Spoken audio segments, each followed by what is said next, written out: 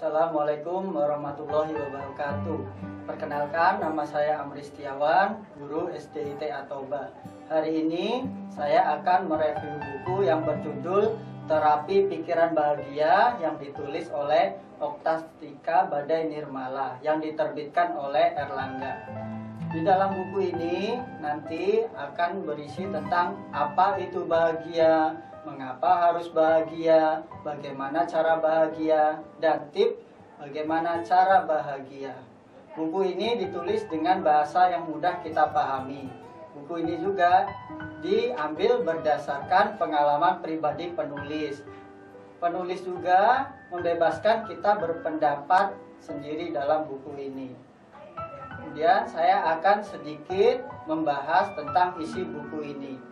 Pertama, apa itu bahagia? Bahagia adalah kondisi pikiran seseorang yang tenang, senang, dan berpasrah kepada Tuhan. Seseorang dapat dikatakan bahagia apabila dia dapat melepaskan dirinya dari berbagai hal yang dapat membuatnya terpuruk. Kebanyakan orang berpendapat bahwa kebahagiaan itu dicapai saat dia mampu menuntaskan impiannya atau sesuatu yang diinginkannya.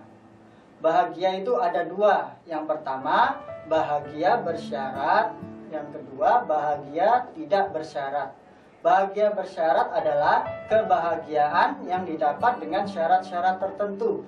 Contohnya, seorang siswa yang mendapatkan ranking, dia akan bahagia jika mendapatkan hadiah. Sedangkan jika dia tidak mendapatkan hadiah, dia tidak akan bahagia. Dia tidak dapat menemukan kebahagiaannya sendiri. Yang kedua, kebahagiaan tanpa syarat, yaitu kebahagiaan tanpa adanya syarat. Contohnya, seorang siswa yang ingin melanjutkan pendidikan ke sekolah yang diimpikannya. Pada saat tes, dia tidak lulus tes. Akhirnya dia tetap bahagia. Karena apa? Dia menerima kondisi apapun yang dialaminya. Dia syukuri atas kondisi yang ada saat ini. Kemudian mengapa harus bahagia? Agar kita dapat mewujudkan impian atau tujuan hidup kita. Keunggulan orang yang bahagia, hidup merasa lebih mudah. Orang yang bahagia, dia selalu berpikiran positif. Nah, masalah akan tetap menjadi masalah jika dia menganggapnya masalah. Sedangkan orang bahagia, dia selalu berpikir bahwa segala sesuatu yang terjadi terhadapnya itu adalah kehendak dari Tuhan. Yang kedua, selalu merasa sehat. Orang yang bahagia, pikiran kebahagiaannya, fokusnya terhadap bahagia, menjauhkan dirinya terhadap fokus terhadap penyakit. Makanya tubuhnya selalu bahagia karena terhindar dari fokus pemikiran yang membuatnya sakit.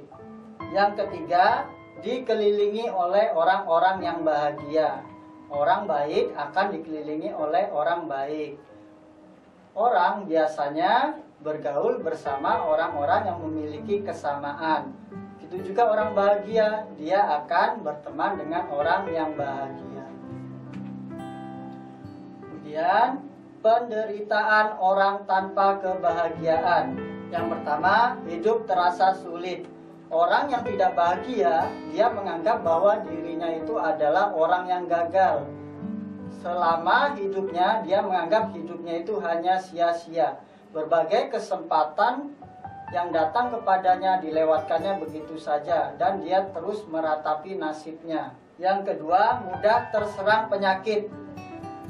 Orang yang tidak bahagia gampang terserang penyakit karena dari pikirannya membuat imunnya menjadi lemah. Akhirnya mudah terserang oleh penyakit. Yang ketiga, dikelilingi oleh orang-orang yang menderita. Sama halnya dengan tadi, orang baik akan bertemu dengan orang baik. Orang jahat akan bertemu dengan orang jahat. Kalimat ini berlaku bagi orang yang memutuskan untuk menderita, meratapi nasibnya, dan tidak ingin merubah hidupnya. Bagaimana cara bahagia? Untuk bahagia, dia harus bekerja keras dengan semangat untuk mewujudkan impiannya. Orang yang sudah tahu cara bahagia, dia akan meninggalkan kesengsaraan dan akan mendekati kebahagiaan. Tip praktis bahagia yang pertama, temukan impian Anda. Dengan Anda menemukan impian Anda, maka Anda akan menemukan tujuan hidup Anda. Hidup Anda pun akan lebih teratur dan jauh dari keterpurukan. Yang kedua, yakini impian Anda. Dengan Anda meyakini impian Anda akan lebih bersemangat dalam menjalani hidup ini dan untuk mewujudkan impian Anda.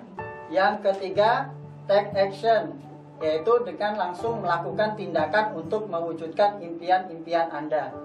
Yang keempat, ikhlas. Ikhlas itu dengan cara meyakini apa yang sudah kita alami atau kondisi yang saat ini kita rasakan itu pemberian dari Tuhan yang harus kita syukuri. Kesimpulan dari buku ini adalah kebahagiaan atau keterpurukan seseorang itu berdasarkan pada pemikirannya sendiri. Apabila dia berpikir positif, maka akan hadirlah kebahagiaan. Sedangkan orang yang berpikiran negatif, maka akan menghadirkan keterpurukan. Sekian review buku dari saya, semoga bermanfaat. Saya akhiri, wassalamualaikum warahmatullahi wabarakatuh.